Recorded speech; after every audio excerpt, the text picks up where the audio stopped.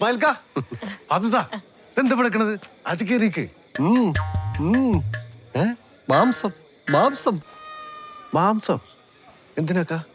എടോ മണ്ടച്ചാരെ, നീ ഏൽപ്പിച്ച മാംസം ഞാൻ ഇങ്ങോട്ട് കൊണ്ടുപോന്നു. ഞാൻ ഏൽപ്പിച്ച മാംസം ആ അതല്ല ചെമ്പല് വന്തി കിടക്കണേ.